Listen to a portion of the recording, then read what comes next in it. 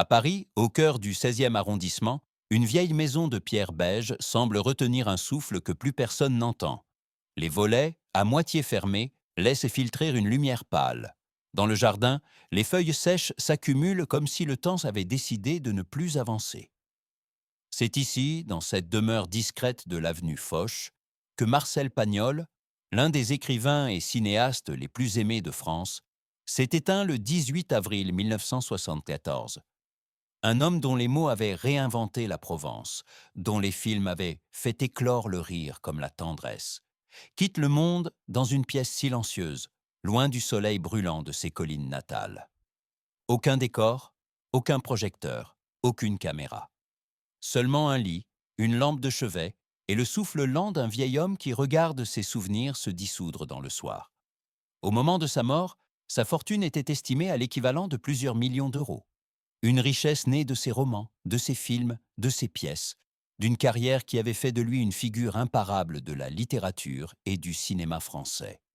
Mais face au silence qui règne dans cette maison aujourd'hui, ce chiffre semble presque insignifiant. Ceux qui sont entrés dans la demeure après sa disparition témoignent d'une atmosphère étrange. Des manuscrits encore ouverts sur son bureau, une pipe posée à côté d'un cendrier, une écharpe soigneusement pliée, et sur un mur, une photo jaunie de la Provence, accrochée comme une fenêtre vers le passé. Entre la gloire immense de son œuvre et l'immobilité glaciale de sa dernière maison, une question persiste. Comment un nom aussi monumental peut-il s'éteindre dans un lieu désormais si silencieux? 2 Marcel Pagnol, naît le 28 février 1895 à Aubagne, au pied des collines brûlantes de Provence. Enfant, il court dans les chemins de garrigues, écoute le chant des cigales, observe les ombres des arbres qui s'allongent au crépuscule. Ces paysages, ces odeurs, ces silences habités deviendront plus tard la matière première de toute son œuvre. Élevé dans une famille modeste mais instruite, il développe tôt un amour presque instinctif pour les mots. À l'école, il excelle. À la maison, il dévore les livres. Mais c'est en Provence, pendant les vacances, qu'il découvre la vraie poésie, celle de la terre, du vent, de la lumière. Une poésie qu'il n'oubliera jamais. Dans les années 1920, il se fait remarquer grâce à ses premières pièces, notamment Les Marchands de gloire et surtout Topaz, qui le propulsent sur la scène littéraire. Son style est clair, simple, vibrant. Il ne cherche pas l'artifice, il cherche la vérité humaine. Puis vient l'explosion. Avec Marius, Fanny, César, il transforme le vieux port de Marseille en un théâtre universel. Les dialogues chantent, les personnages respirent, les émotions sentent le réel. La France entière découvre un auteur qui sait faire rire sans cruauté, émouvoir sans pathos, raconter sans mentir. Un auteur qui n'invente pas le peuple, il l'écoute. Le cinéma l'appelle très vite. Et Pagnol devient l'un des premiers écrivains à comprendre que le 7e art peut donner une puissance nouvelle à la parole. Il réalise, produit, écrit. Il tourne en Provence, dans sa lumière, dans sa terre. Il filme les visages, le soleil, la poussière, les silences. Ces silences qu'il maîtrise comme personne. Dans les années 1950, il publie les livres qui feront de lui une figure éternelle. La gloire de mon père, le château de ma mère, le temps des secrets. Des œuvres tendres, universelles, où l'enfance devient un royaume perdu. Mais derrière cette ascension lumineuse se cache un autre récit, plus discret. Celui d'un homme qui, malgré le succès, porte le poids des années, de la fatigue et d'une solitude qu'il tait. Mais derrière les projecteurs, un autre récit se dessinait. 3.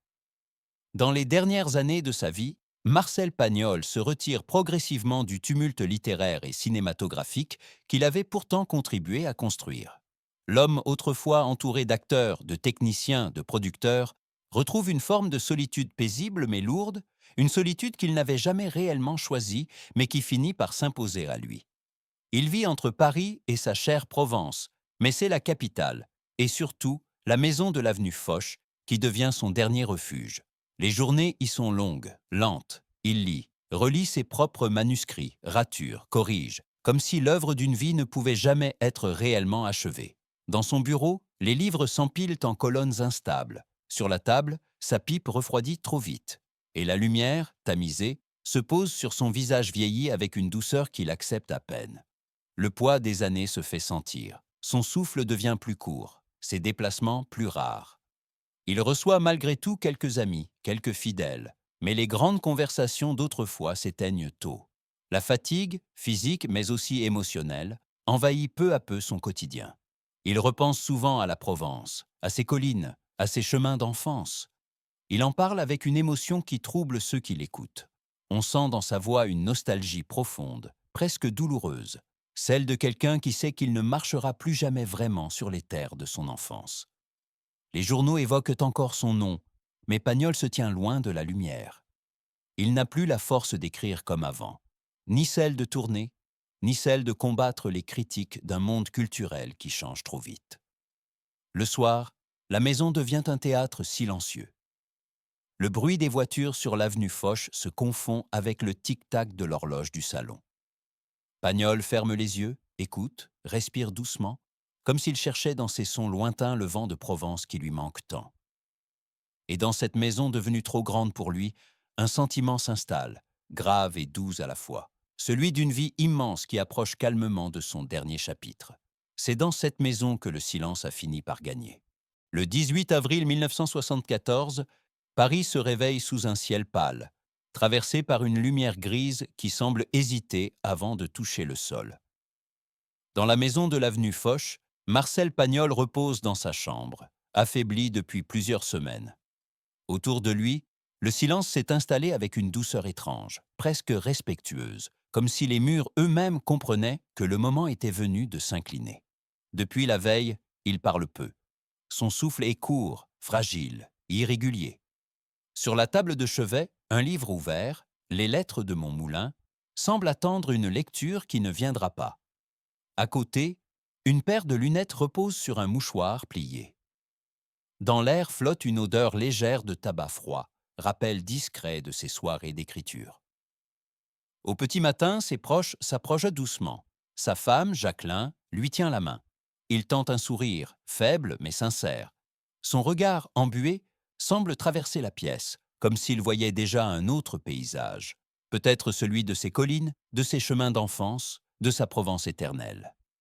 Vers 11 heures, sa respiration ralentit. Le silence devient plus dense, plus profond. Puis, d'un souffle presque imperceptible, la vie s'éteint. Aucun cri, aucun geste, aucun drame. Une fin simple, douce, presque humble, à l'image de l'homme qui avait su raconter la grandeur du quotidien. La nouvelle traverse le pays en quelques heures. Les journaux annoncent la disparition d'un monument national. Les radios diffusent des extraits de ses films. Des milliers de lecteurs ouvrent ses livres avec émotion. Pour beaucoup, c'est une part de leur enfance, de leur mémoire, de leur langue qui disparaît avec lui. Pendant ce temps, dans la maison, rien ne bouge. La lumière continue de filtrer à travers les rideaux. Le livre restera ouvert à la même page. Et la chambre, désormais trop grande sans lui, s'emplit d'un silence que rien ne semble pouvoir briser. Une fin calme pour un homme dont les mots avaient tôt su émouvoir le monde entier. Pourquoi tant de silence autour d'un nom si grand? 5. Après la mort de Marcel Pagnol, la maison de l'avenue Foch devient un espace figé, presque sacré. Les visiteurs entrent à pas lents, mesurés, comme s'ils redoutaient que le silence se brise et que l'âme de l'écrivain s'évapore. La lumière, trop douce pour être réelle, glisse sur les meubles, sur les livres, sur les cadres, comme si elle caressait l'empreinte d'une présence qui vient de s'éteindre.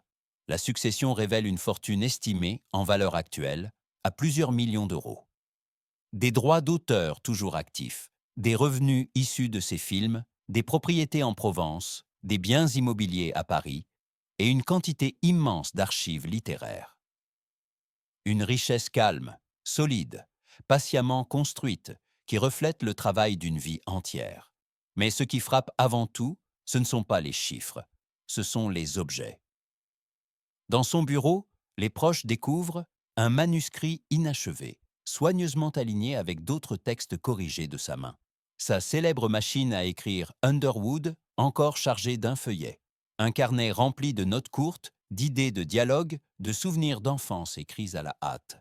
Une pipe encore imprégnée d'odeur, et des dizaines de lettres d'admirateurs du monde entier. La pièce suivante est encore plus bouleversante. La bibliothèque. Des milliers de livres remplissent les étagères jusqu'au plafond. Certains sont annotés, d'autres cornés, d'autres encore marqués d'un simple trait de crayon. Chaque volume raconte une part de Pagnol. L'enfant curieux, l'adulte passionné, l'auteur obsédé par la mémoire, l'homme qui savait que la littérature était un refuge contre l'oubli. Dans la chambre où il a rendu son dernier souffle, les objets semblent attendre.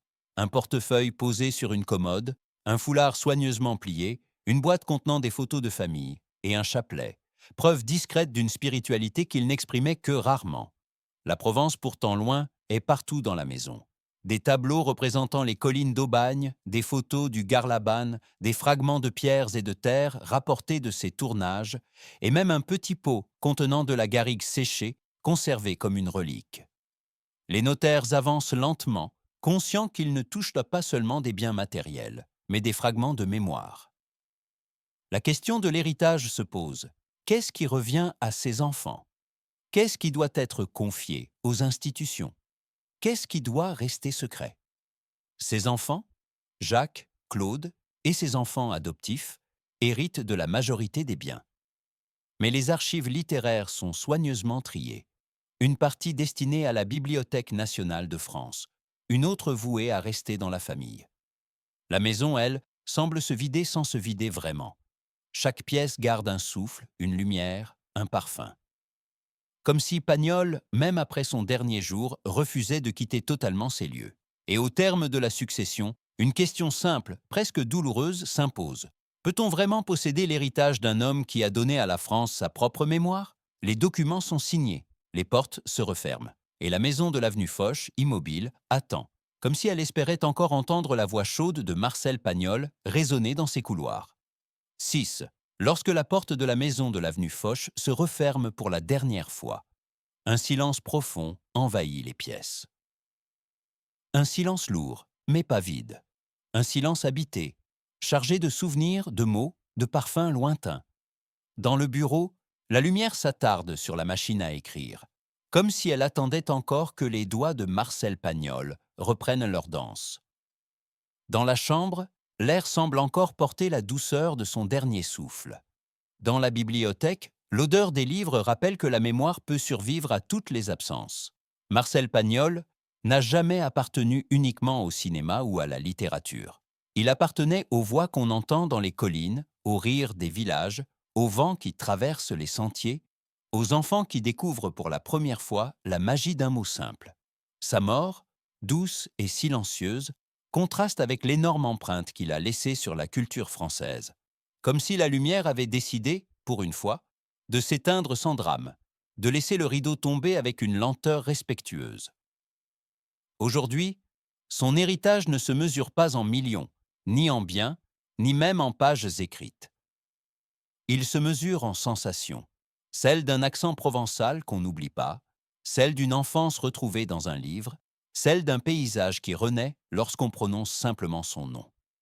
Quand la nuit recouvre Paris et que l'on passe devant la maison où il a vécu ses derniers instants, on pourrait presque entendre un souffle léger, comme si le vent portait encore une phrase, un souvenir, un fragment de son monde.